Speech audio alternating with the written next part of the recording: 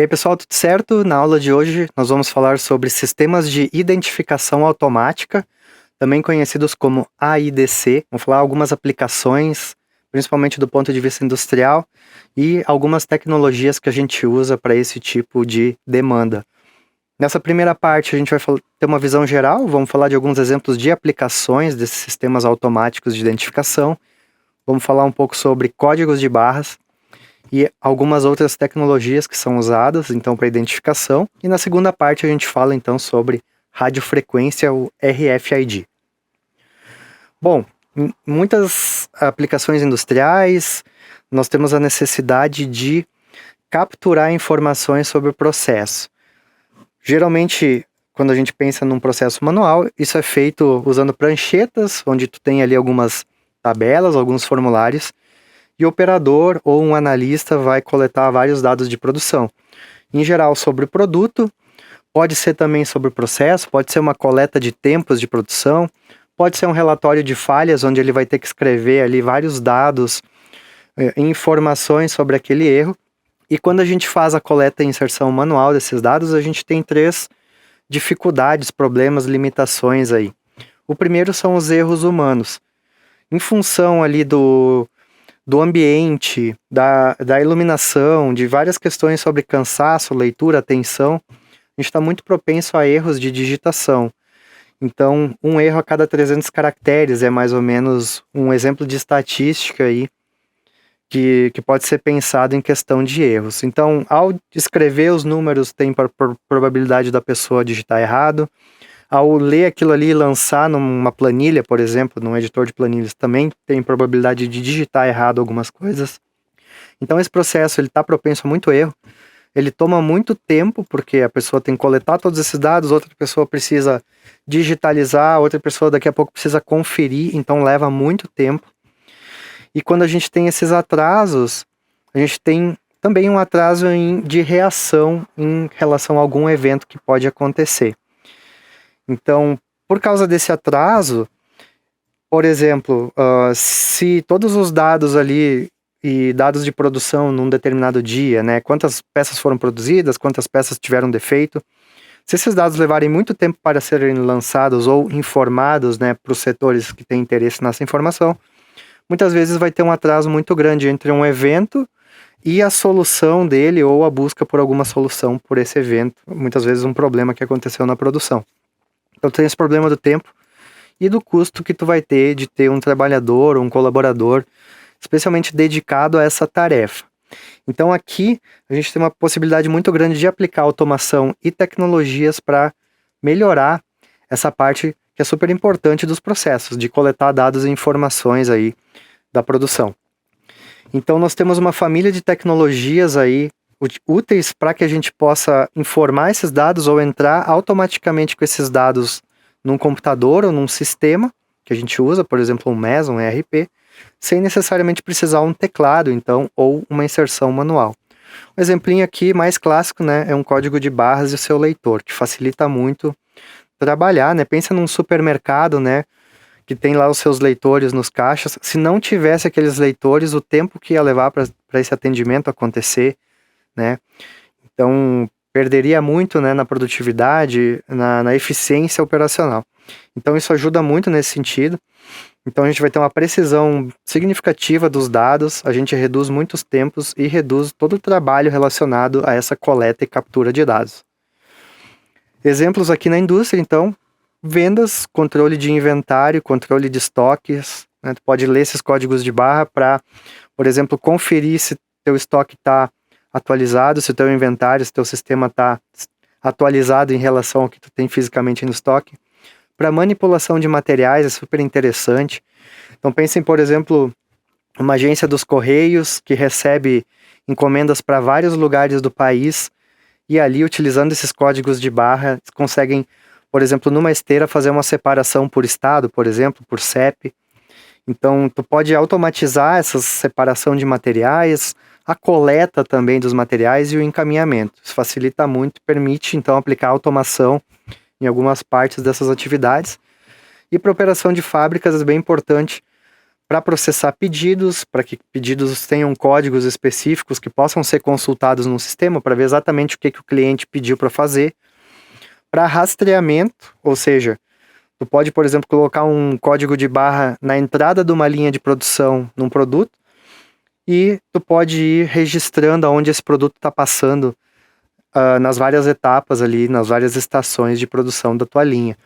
Então tu consegue acompanhar também os tempos, né, através desse rastreamento, e também depois que esse produto já foi vendido, já foi comercializado, tu poder rastrear eventuais problemas. Exemplo clássico aí, linhas de montagem de veículos que muitas vezes tem que fazer um recall de um lote inteiro. Então eles usam esses códigos de barra, os códigos dos chassis, para conseguir rastrear todos os carros e notificar os donos, por exemplo, que tem que trocar uma peça lá. E também saber quais carros que tem determinada peça que pode estar num lote comprometido aí, né? Então, para também acompanhar a utilização de máquinas, acessar manuais, acessar informações sobre determinada parte do processo e para obter métricas de desempenho, então, do processo. Então, tecnologia muito útil. Outros exemplos de aplicações desses sistemas a gente encontra em vários setores. Por exemplo, num hospital, pode ser usado para identificar um paciente, para não ter erros, né, de medicamento e tal, para ter uma conferência melhor da situação daquele paciente, para identificação de veículos também, para bancos, sistemas de segurança, bibliotecas também podem usar nos seus livros, e para oferecer novos serviços de atendimento aos consumidores também, que podem fazer uso dessas tecnologias num serviço novo, que ainda pode um serviço que tem um grau de inovação tecnológica. Como é que a gente geralmente vai utilizar na indústria, no chão de fábrica, um código de barra ou um sistema de identificação automática?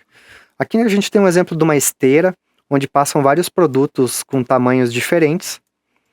Cada um desses produtos pode ter um código de barra específico na sua embalagem ou no seu chassi, por exemplo. E nós temos então acoplado a essa esteira um scanner. O scanner então é o leitor do código de barras ou da tecnologia que a gente está usando de identificação. Esse leitor, em geral, ele fornece uma informação, ele consegue enviar esses dados por uma porta serial, por uma porta Ethernet, para um CLP, por exemplo. E esse CLP, usando esses códigos, pode tomar ou executar alguns comandos específicos no projeto. Aqui eu deixei um exemplo de um braço robótico, por exemplo, que pode pegar esse produto que está chegando na esteira e, através do código de barra, então, saber, por exemplo, para qual caixa ou para qual pallet ele tem que direcionar aquela caixa, ou daqui a pouco direcionar para uma determinada parte do processo e outra caixa para outra parte. Então, tu consegue automatizar essa triagem, por exemplo, e o registro do andamento desses produtos. Além disso, nessa arquitetura, tu pode programar o teu CLP aqui com receitas ou instruções diferentes para determinado produto. Então, mais ou menos etapas que tem que acontecer. Tu consegue também quantificar esses produtos. Então, mesmo que tu tenha variações ou vários tipos de códigos de barra, tu quantifica, então, quantas unidades passaram de cada tipo. Tu consegue medir os tempos de produção. E nesse CLP, nessa arquitetura, tu armazena localmente, na memória do próprio CLP, num cartão de memória, num pendrive, esses dados. Então, em geral, a gente vai fazer uma arquitetura um pouco mais integrada. Nós vamos também ligar esse CLP numa rede, para que todas essas leituras possam ser enviadas para os níveis superiores da pirâmide de automação. Por exemplo, no nível 3, tu pode ter um sistema supervisório, e lá tu vai armazenar num banco de dados esses vários dados de produção, tá? Então, isso vai permitir uma integração maior, vai permitir também que informações que vêm dos níveis superiores possam ser passadas para o controlador, como variáveis, dependendo da identificação de cada produto. Então, tu pode aqui ter um potencial maior de melhorar a tua aplicação, puxando receitas do banco de dados, por exemplo, puxando novos programas, se necessário, quantificar e registrar os produtos no banco de dados, acompanhar a produção, então o nível 3, nível 4 podem acompanhar a produção em tempo real, podem obter em tempo real os tempos de produção, informações de falhas no chão de fábrica e armazenar em bancos de dados, então todas essas informações que podem ser úteis em algum momento para aplicar os conceitos de indústria 4.0, como Big Data, análise de dados né, aplicar essas técnicas de inteligência artificial também para tentar melhorar e otimizar esse processo. Então, super interessante essa integração. Quais são os componentes, então, de um sistema automático?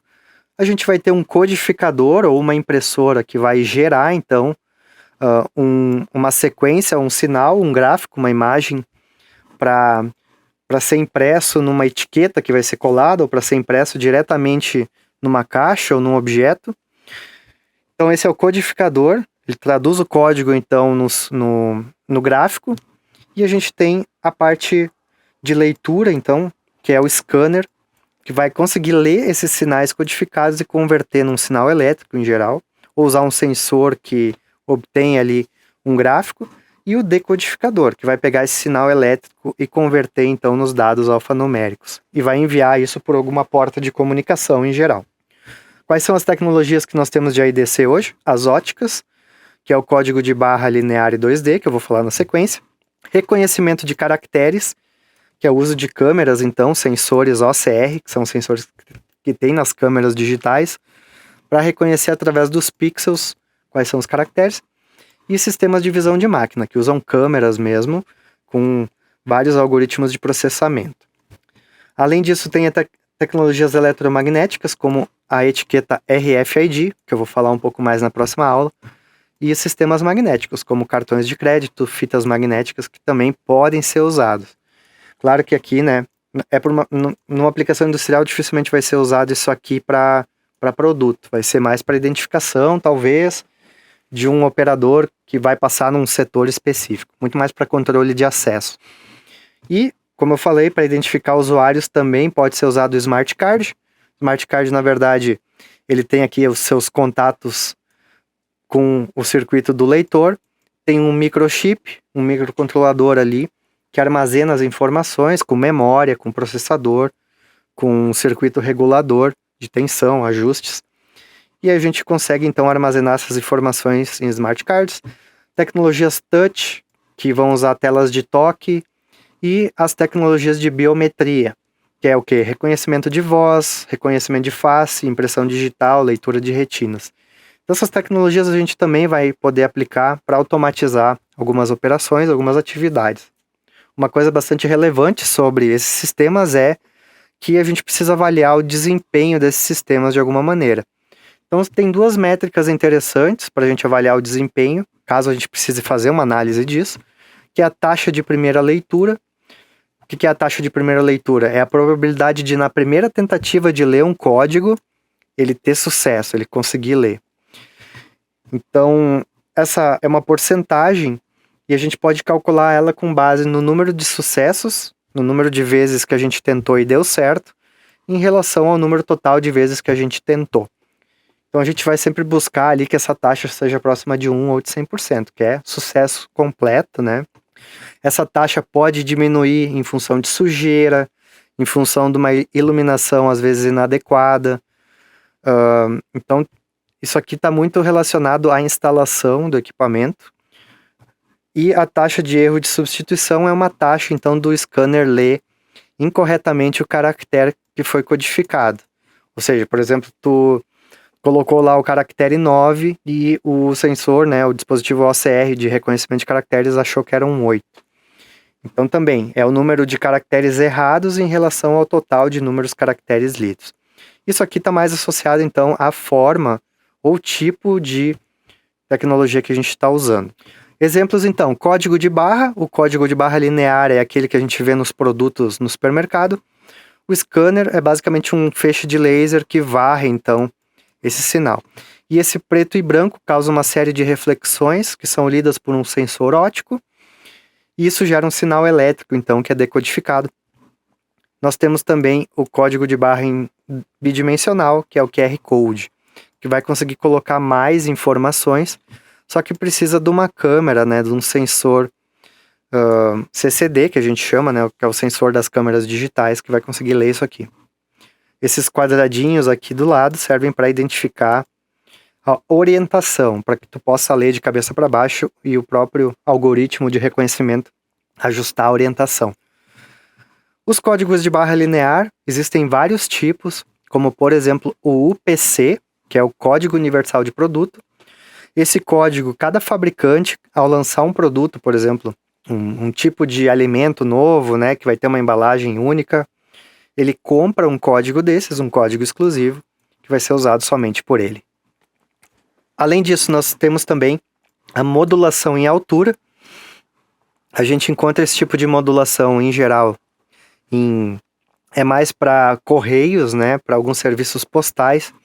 A gente tem aqui, em função da altura e das sequências, a gente tem aqui códigos, principalmente para codificar o CEP, ou o zip code.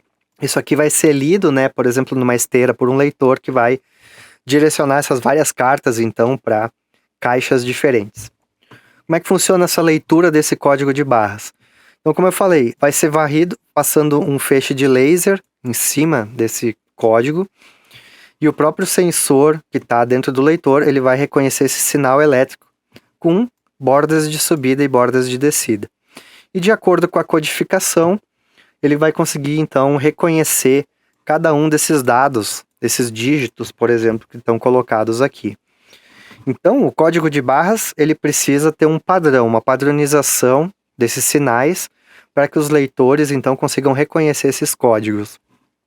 Existem vários tipos de códigos de barras, então, cabe sempre avaliar qual é o melhor para a aplicação. Como eu falei, o UPC, e é uma coisa interessante, todos eles surgiram praticamente entre 72 até 82, os principais, né?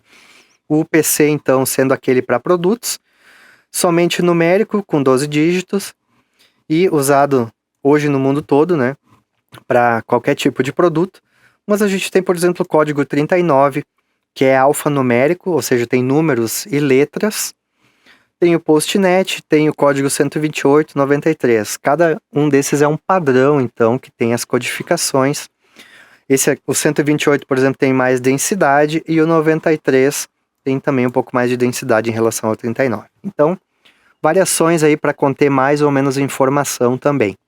Aqui o exemplo do código 39, então sempre vai ter uma barrinha para indicar o início, né, um delimitador de início, um delimitador de fim no código, para que o leitor saiba onde começa e onde termina, e dentro aqui dessa parte vai ter então, para cada dígito, o seu códigozinho, codificado de alguma maneira aqui, ó, por exemplo, em 9 bits.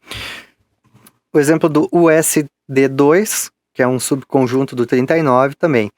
Né? A gente vê os códigos aqui e o valor em binário, então, que vai representar cada um desses dígitos.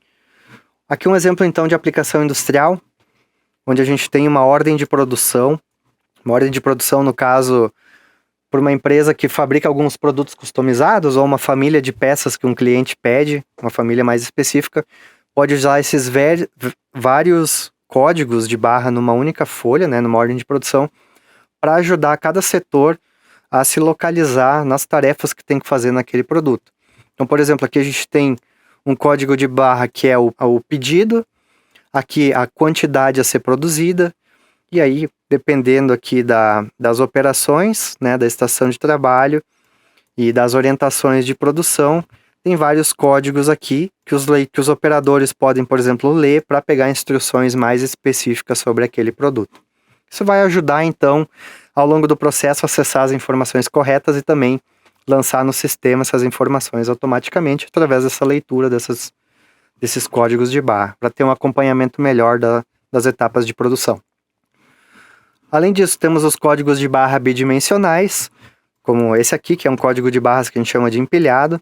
Ele tem várias linhas, e por ter várias linhas, ele vai conseguir carregar bastante informação, né? Também tem aí os códigos bidimensionais, os QR Codes, que vão servir, então, também para identificar mais dados em relação a um código de barras aí, UPC, e vai permitir, então, vai necessitar o uso de câmeras, os sistemas de visão, que vão conseguir reconhecer esses códigos. Aqui um exemplo, por exemplo, de uma prótese, e a gente vê impresso nessa prótese o QR Code, para que ele possa ser rastreado, esse produto, saber em qual pessoa ele está, por exemplo, né? Acompanhar essa pessoa, enfim. E para finalizar essa parte da aula, vamos comparar um pouco as tecnologias disponíveis, então. A inserção manual, como eu falei, que é essa aqui, onde a pessoa está ali anotando numa prancheta, por exemplo, as informações, tem um tempo muito lento de inserção, uma margem de erro muito alta, ou seja, probabilidade de erro muito alta, e baixo custo. Só que as desvantagens, né? Necessidade de um operador humano, baixa velocidade, alta taxa de erro. A gente tem o código de barras de uma dimensão, tem um tempo médio. Aqui é médio, rápido, lento é subjetivo, tá, pessoal? Não está definido sim um tempo padrão, tá? É só uma referência de comparação entre esses vários tipos de tecnologias. Mas a margem de erro é bem baixa, né? E assim a gente pode ver que a maioria dos outros métodos também tem taxas de erro baixas. E o custo do equipamento, unidimensional é baixo, bidimensional já é um pouco mais alto por causa da necessidade de câmera, né? Então, comparando códigos de barra unidimensionais e bidimensionais, ambos aí têm alta velocidade, boa flexibilidade. Um deles, que é o unidimensional, tem baixa densidade de dados, enquanto que o QR Code tem uma densidade um pouco maior. Depois a gente tem então os RFID, radiofrequência, que é bastante rápido a leitura. Também baixa taxa de erros, só que é um equipamento mais alto, porque tu vai precisar de uma antena, vai precisar de etiquetas. Essas etiquetas, né, elas têm um circuitinho eletrônico ali, então é mais caro essas etiquetas. Depois a gente tem as tarjas magnéticas, o OCR, que é o reconhecimento de caracteres, então. Em geral, esse aqui tem um tempo médio por causa do processamento necessário, um custo médio e uma margem de erro média. Aqui podem acontecer alguns erros, como eu comentei antes, tá?